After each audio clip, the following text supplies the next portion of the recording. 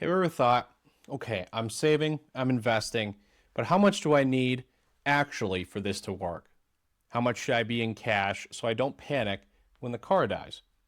How much is enough to be done working someday? Am I way underinsured or way overinsured? That's what we're going to walk through today. I'm going to break your money life into 5 buckets and give you some really simple ranges to see where you're light, where you're solid, and what might need that attention for you. If you're somewhere in that 40 to 60 age range, and you got a few accounts floating around, this will probably feel very familiar to you. I'm Alec Engman with New Horizons Boutique Financial Services. Let's get right into it. You might have a 401k, maybe a Roth, maybe some company stock, and some cash in the bank, but it feels like a pile of stuff and not a clear plan. What I want to do in this video is give you a simple way to think about, do I have enough in each area for life to work? If you like this kind of breakdown and you want more of it in your feed, you can hit the like or subscribe. It's no pressure, but it does help the channel as we really do like producing our content. Almost every money question I get fits into one of these 5 buckets. Cash and emergency fund. How much should I have sitting in the bank?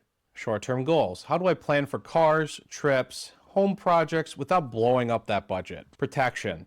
How much does life insurance, disability, long-term care stuff is actually reasonable in your plan? And retirement and work optional thought process. What's my number to not have to work anymore? Kids and legacy. What can I realistically do for college or for inheritance? In each one, I'll give you a simple rule of thumb, a ballpark range that fits with a lot of people. And one big mistake to watch out for. Obviously, this isn't personal advice. It's more like a framework, but it's way better than just scrolling random Reddit threads at midnight. So let's get started off with bucket 1, and that is the cash and emergency fund. So we start with cash, because that's what keeps you from feeling like everything's going off the rails when life happens. Classic rule of thumb is about 3 to 6 months of expenses, which sounds very nice, but let's make it real. Step 1 is figuring out your essential monthly expenses. Mortgage or rent, utilities, groceries, insurance, and gas transport. Thinking about also minimum debt payments. Let's say this adds up to $5,000 a month. Multiply this by 3 to 6. So for the example of 3 months equals 15,000, 6 months equals 30. Now, which end of the age range you aim for depends a lot on your situation. 2 pretty stable incomes, not much debt, you might be fine closer to about 3 months. If you have one main earner, self-employed, or your industry is in kind of a boom-bust cycle, then you might be more comfortable with around 6 to 12 months. What I don't love seeing is $1,200 in the bank account and everyone else is on credit cards. About $150,000 just sitting in that checking account because you're terrified to invest in anything. Big mistake here is that you want to make sure you avoid using your investment accounts as the emergency fund. If every surprise means that you're selling those investments at random times, you always feel like your strategy could be fragile. Ideally, emergency money sits in a high yield savings account or that money market fund. Boring is the point. Boring is what makes you rest of your plan, not be consistent chaos. Here's the second bucket, short-term goals, and this is planning things out for about 0 to 5 years. So think of it like this. You have your cars, your vacations, your home projects, your weddings, and those bigger kid expenses. A lot of people skip planning for this and then wonder why they keep swiping the card. Here's a simple way to think about that. Goals inside of 5 years keep the money safe, such as being in cash, are extremely conservative. Goals that are 5 to 10 years out, you can take a little bit more risk on those, but let's not fall all in stock market like retirement. So for example, let's say you want a car in 3 years, some housework, or that one big trip that you get to go on every year. You think about this and you say, I would say it's about $30,000 over the total of 3 years. So what you want to do is divide that $30,000 by 36 months, which equates to about $830 a month. That's your short-term savings target.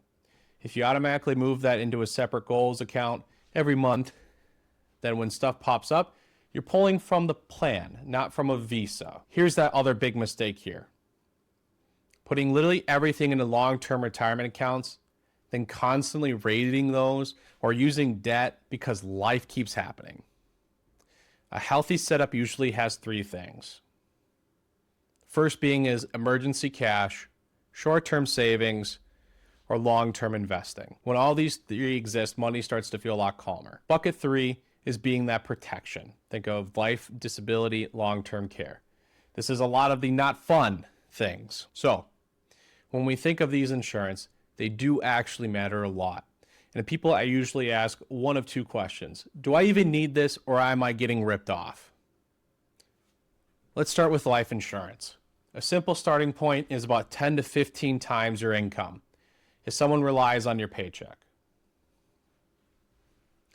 So for example, let's say you make 150K and you want to make sure that's protected.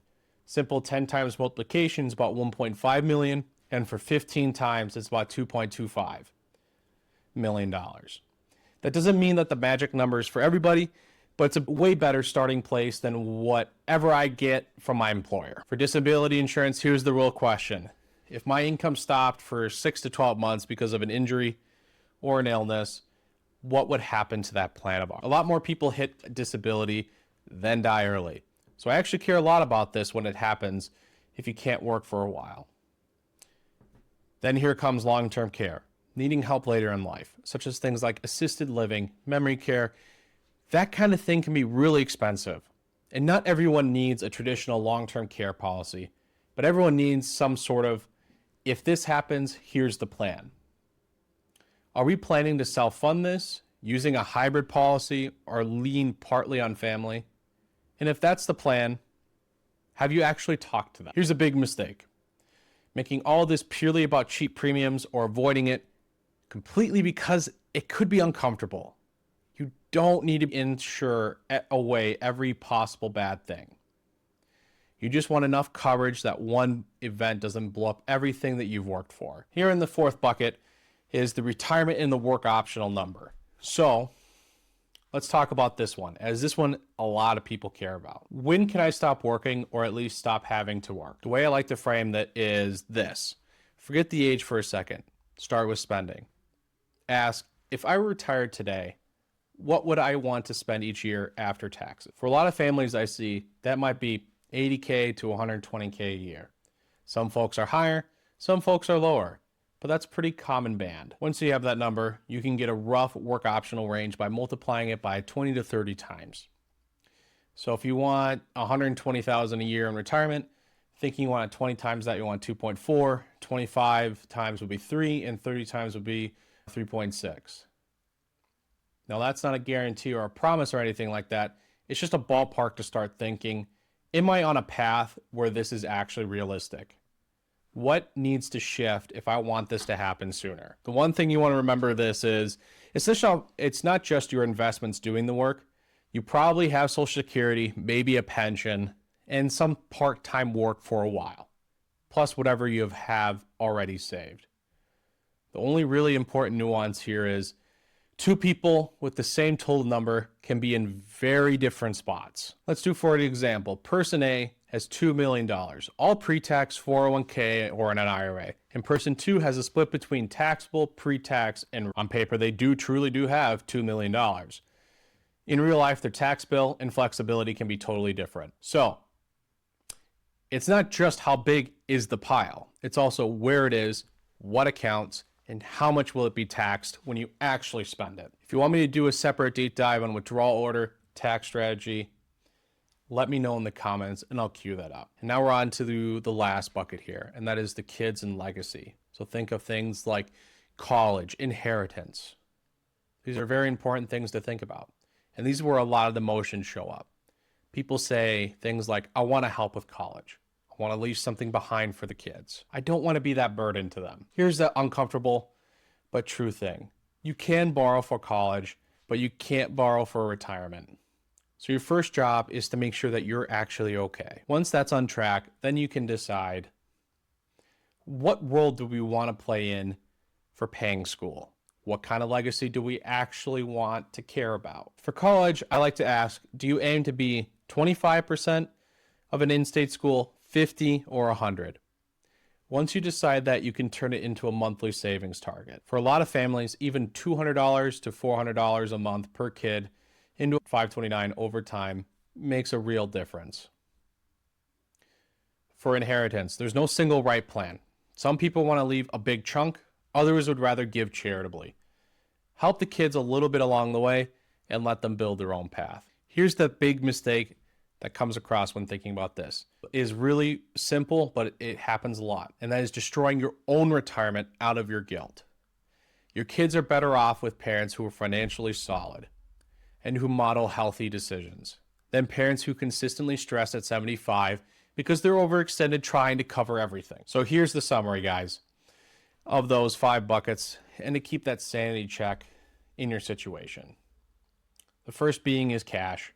3 to 6 months of essential expenses, more or less if things are stable. Short-term goals.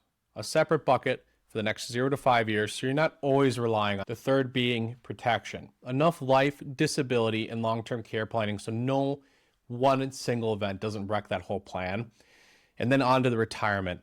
Roughly 20 to 30 times your desired annual spending plus smart tax planning. And lastly, with the kids and legacy, a realistic plan for college and inheritance that doesn't sink your own retirement. You don't have to be perfect in all 5 of these, and nobody is. This is more about saying, where am I strong? Where am I thin? What's one area I could tighten up this year? If this got your wheels turning and you want to dig into your own numbers, reach out. Either way, if this was helpful, tap a like, maybe subscribe if you want more of this kind of thing, and share it with someone who's been saying, I have no idea if we're actually on track. I appreciate you guys hanging out with me, and I'll see you guys in the next one.